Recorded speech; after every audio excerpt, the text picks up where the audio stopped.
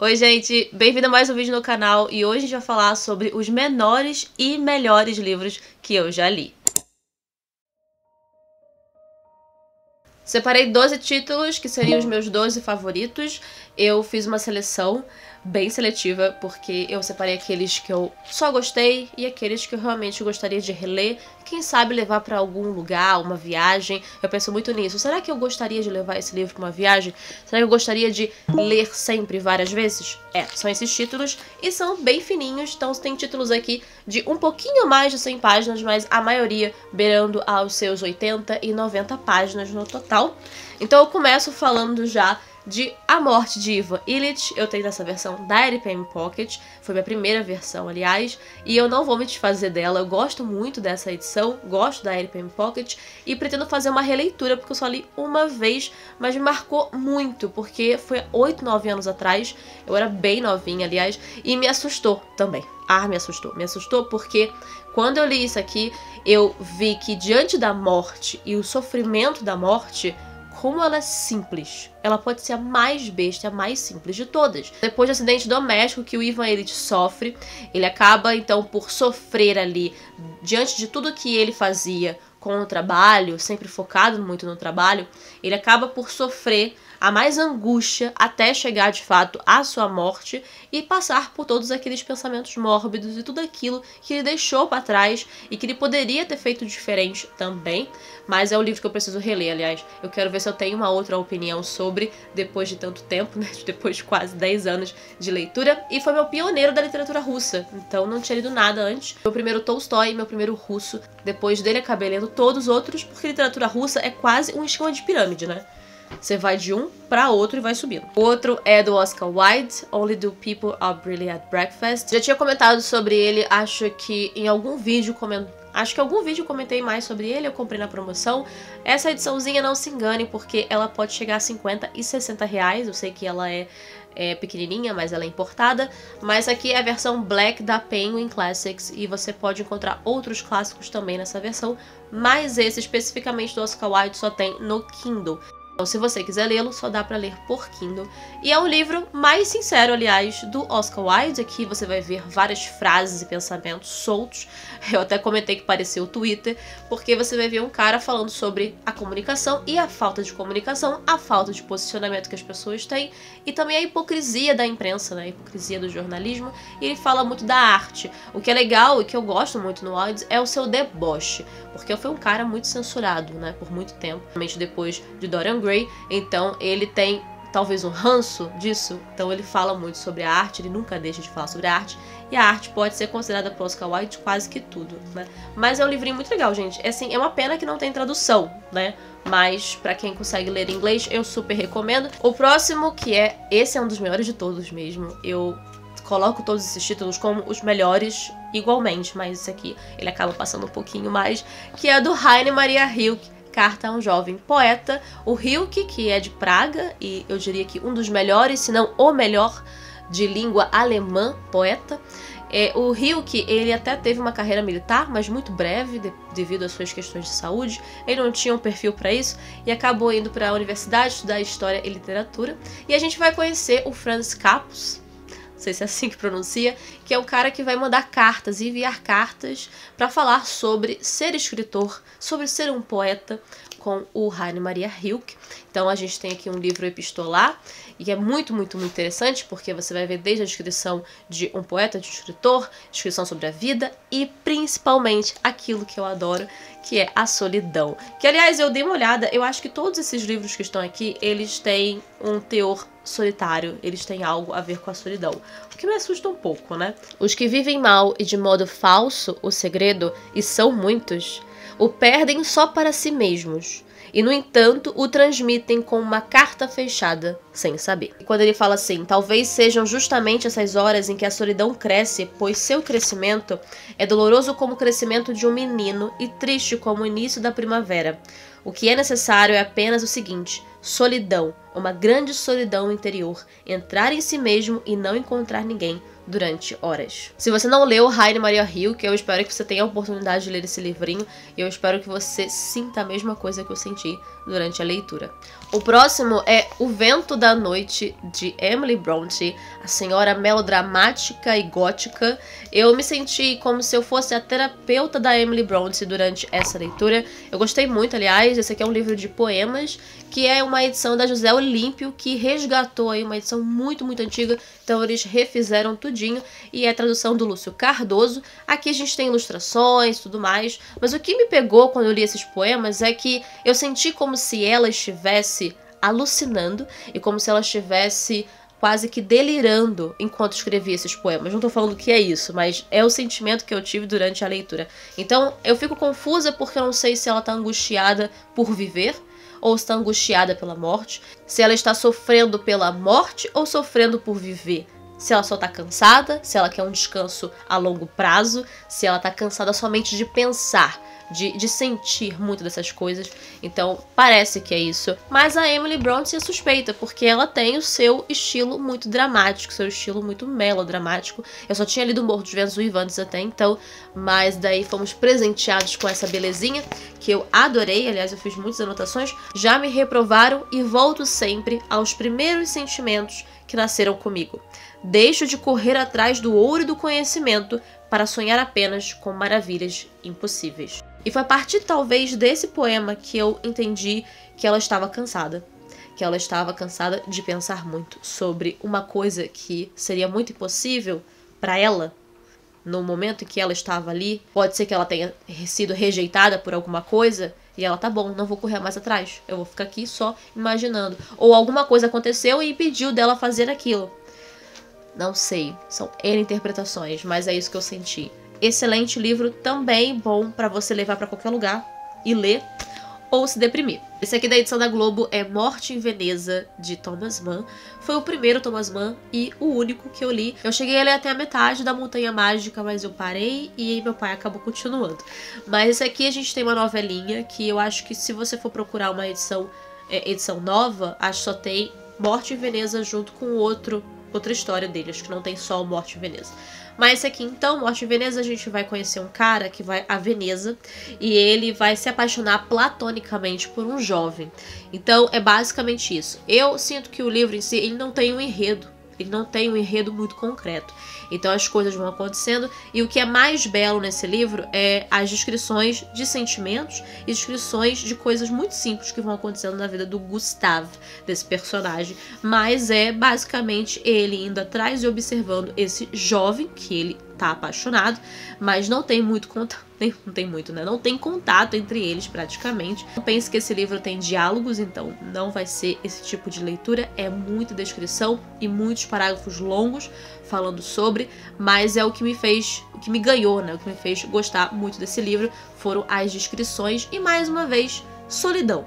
Personagem solitário. As observações e as vivências do solitário calado são, ao mesmo tempo, mais difusas e intensas do que as dos seres sociáveis. Seus pensamentos mais graves, mais fantasiosos e sempre marcados por um laivo de tristeza. É isso, gente. É o meu gênero realmente favorito. O outro que eu gostei muito foi Corpo, de Drummond.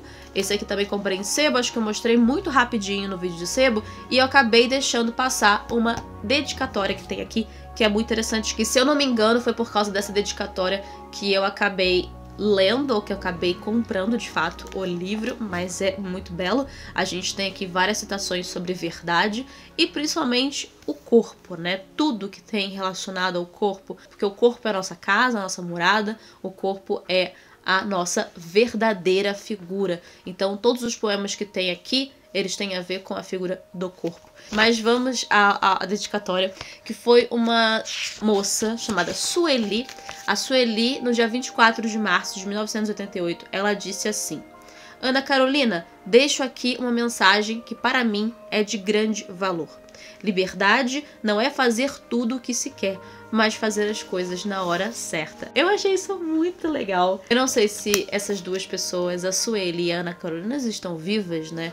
ainda hoje, mas tá aí, eternizada. Ana Carolina e Sueli eternizadas nesse livro. O outro é Vida de Dante, do Boccaccio. Aqui a gente vai ter de uma forma também poética, muito romantizada, mas muito, muito boa, do Boccaccio, que foi um grande divulgador, se não o primeiro divulgador da obra de Dante, do Divina Comédia.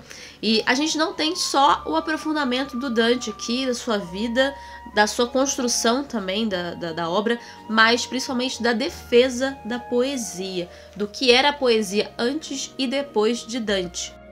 Boccaccio afirma que a poesia antes de Dante havia sido abandonada, sobretudo porque setores da sociedade julgavam mentirosa, logo imoral, e não lucrativa, logo inútil.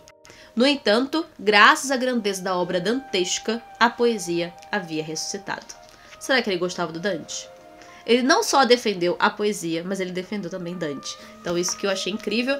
Eu super indico não só para você conhecer o Dante em si, a figura, eu achei muito poético também de como ele fala sobre o Dante. E é uma forma que você não vai encontrar muito da técnica, da biografia de Dante. Um outro livro que acabou com a minha raça foi A Hora da Estrela, de Clarice Lispector. Esse também finíssimo. Esse é um livro que eu me apaixonei depois da aula de literatura na escola, no ensino médio, que foi no último ano. Esse é, de fato, o último livro que a Clarice Lispector escreveu. Não foi o primeiro que eu li dela.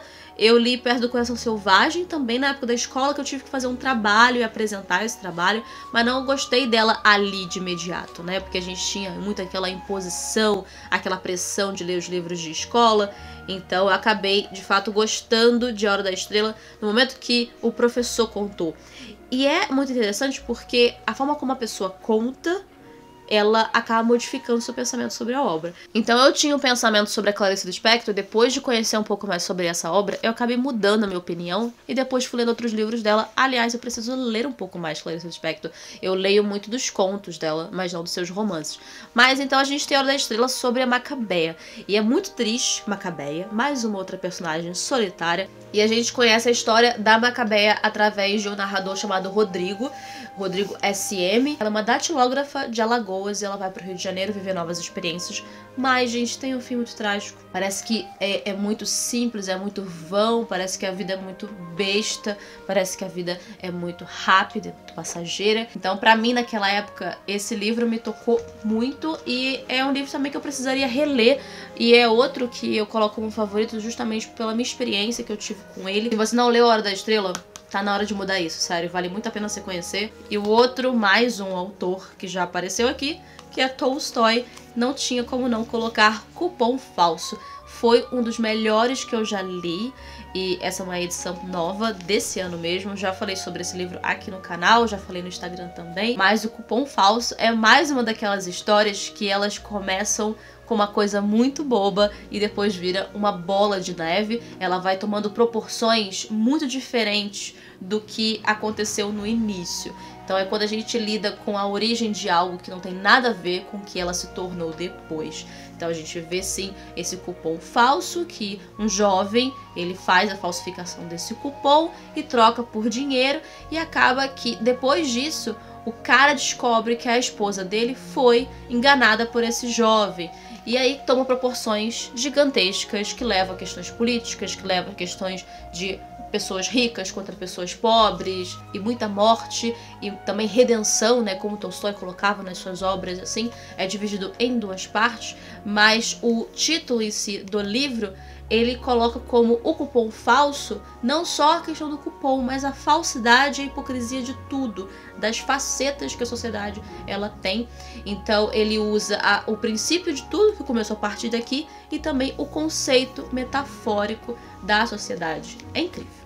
É muito, muito bom. Eu dei 5 estrelas e favoritei. Acho que todo mundo tem que ler esse livro, pelo menos sentir o que é Cupom Falso de Tolstói. Mais um da editora 34 é Leskov, também não poderia deixar de colocar ele aqui, que é Lady Macbeth, do distrito de Mtsensk, que vai retratar sim a obra de Shakespeare, que é o Macbeth. Então a gente tem uma personagem aqui, que é Catiarina, que é uma jovem que foi forçada a casar com um cara, muito nova, e ela vive uma vida muito entediante. Então ela fica para um lado e para o outro pela casa, não sabe o que fazer, e ela acaba criando uma certa raiva do seu marido, enquanto ele tá viajando, e ela acaba ficando com outro cara, e ela se mostra ainda muito sombria, mais intensa e mais macabra também ao longo da história. E o autor, o Leskov, ele era um cara muito simples.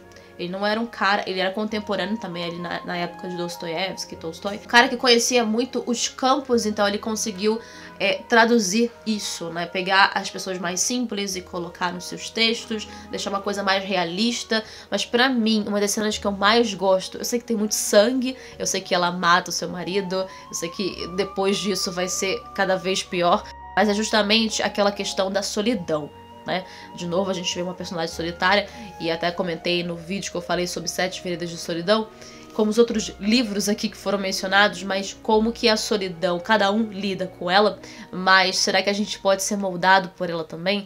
O que que ela faz com a gente? Que tipo de loucura você pode ter diante de uma solidão, né? E é uma moça que realmente, literalmente, ela não fazia nada, ela não tinha nada pra fazer, ela não podia fazer nada, e é como se ela estivesse aprisionada também. Então isso acabou fazendo com que ela tomasse essas atitudes. Então a solidão foi o gatilho. Foi ela que acabou fazendo com que Catiarina fizesse isso. O que eu gostei muito desse livro foi que ela estava na sua casa, entediada, sim, e no momento que ela tá com seu amante, o marido tinha viajado, e muito desses momentos antes disso, quando ela ficava solitária, é como se ela não sentisse, é como se ela não conseguisse ouvir o barulho de nada, e ela não sentisse, não presenciasse nada, justamente pela solidão. Quando ela tá com o amante em si, ela tá lá fora, o autor começa a descrever o canto dos pássaros, os movimentos, o vento, as flores, as folhas, as árvores. Ela começa a reparar melhor no cara que tá do lado dela.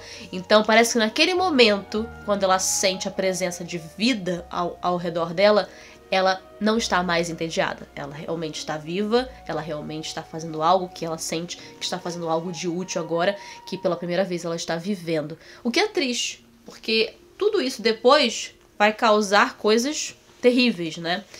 Até para a própria personagem. Mas é aquilo, é aquela descrição referente à Lady Macbeth, né? Do Shakespeare, mas ainda assim muito mais intensa, e eu acho que talvez bem pior do que a Lady Macbeth do Shakespeare. Mas excelente, gente, muito bom. Novelinha curtinha, não tem nem 100 páginas, vale muito a pena. E agora faltam 2 títulos, eu vou deixar o melhor pro final. Mentira, não tem melhor, todos eles são ótimos. Mas eu separei esse que eu gostei muito, do brasileiro Robertson Frizeiro. Eu já comentei outras vezes sobre ele aqui, falei muito dele no Instagram. Longe das Aldeias foi um livro de grande surpresa pra mim, não esperava que eu ia gostar tanto desse livro. Eu já li 2 vezes e eu pretendo ler mais, é muito bem escrito, é muito, muito bonito. O rapaz que vive com a tia, a mãe, mas ele não conhece seu pai. E o pai dele é um estrangeiro. Ele sente que a mãe dele não tá contando tudo. Não tá contando de fato o que aconteceu. Então a história vai e volta. Você vê no olhar do protagonista, tentando encontrar a origem do pai. E também você vê no olhar da mãe, jovem, grávida. E tudo o que aconteceu. Da editora dublinense. Eu gostei porque eu conheci um novo autor. Conheci uma nova escrita. Que eu acho que é fundamental a gente conhecer, sim, autores diferentes, né, autores novos. E quando eles escrevem bem, a gente tem que reconhecer isso. Ele foi finalista de 2 prêmios e ganhou 1, então acho que vale muito, muito a pena. Na língua dos meus avós, não se inventou saudade. As pessoas jamais se afastavam de seus povoados. Nada além de seus vales e montanhas podia ser mais belo ou puro. Eu li esse livro no ano passado. Eu li ele quando eu peguei uma caixinha surpresa da Dublinense. Foi uma surpresa muito, muito boa. Então, super recomendo. E vamos para o último agora. O último, então, é o Camus, que eu comentei no último vídeo, falando que ele entraria nos próximos vídeos aqui. E é o Mito de Sísifo. Eu sei que eu poderia colocar o Estrangeiro aqui, mas o Mito de Sísifo, pela sua filosofia, ele me ganhou muito mais. Aqui a gente está lidando com uma mitologia grega, né, que é um cara que foi condenado por Zeus, pelos deuses gregos, e ele tem que levar uma pedra até o topo de uma montanha, só que essa pedra ela volta e cai e o mata. E ele tem que fazer isso para sempre, tá? Foi condenado. E o que significa isso? Significa que é o suicídio. Então a gente está falando disso, do absurdo, a gente está falando da liberdade e a gente está falando da consciência. Porque quando ele faz isso, ele está consciente de que quando ele chegar até o final, aquilo vai rolar de volta e vai matá-lo. Então não tem esperança. Então é um absurdo, é uma coisa inútil. Por isso que é o suicídio, porque a pessoa está consciente do que ela está fazendo, que aquilo vai matá-la. Então quando você vira algo com o mito de Sísifo, você vai associar ao suicídio. Essa edição é excelente, é da Best Bolso, que é da Record. E além desses escritos do Camus, ao final você vai encontrar um estudo do Kafka que ele fez, que é sobre o processo, metamorfose, o castelo, e de tudo isso que está correlacionado com o que ele está falando aqui. Então eu acho que vale muito a pena. E o Camus é muito influenciado por Dostoiévski também, então você vai ver muita referência do absurdo aqui nesse livro. E a frase mais famosa e a melhor desse livro, que eu nunca mais me esqueci: o homem é mais homem pelas coisas que silencia do que pelas que diz. Eu adoro essa frase. Leiam o Mito de Sísifo, leiam o Camus no geral, que vale muito, muito a pena. Mas esse foi certamente o melhor livro que eu li dele, apesar de ter lido somente 2, esse estrangeiro, mas foi o melhor. E esses foram os títulos, gente. Foram 12 títulos, os menores e os melhores que eu já li. Agora deixa nos comentários se vocês já leram algum desses aqui. Também me fala qual foi o menor livro que você já leu. Aquele de 80, 60, 90 páginas.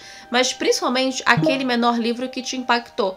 Aquele que modificou a sua vida. E se você chegou até aqui, não deixa de curtir, de comentar e de compartilhar com alguém que queira conhecer mais sobre literatura. E se você se interessou por algum desses títulos, todos eles vão estar aí na descrição com o meu link da Amazon, que você pode apoiar meu canal comprando com esse link, que você não paga nada mais por isso e você me ajuda bastante. Então foi isso, gente. Eu espero muito que vocês tenham gostado do vídeo de hoje. Até sexta-feira com mais vídeo. E obrigada por sempre curtirem, comentarem. Eu adoro conversar com vocês. E obrigada também pelo carinho que vocês deixaram lá no último vídeo que eu falei dos favoritos do meu pai. Eu fico sempre muito feliz com esse feedback, que é o que me faz crescer muito aqui no canal. E obrigada, gente, por assistir a mais um vídeo do Bruni Livros. Tchau!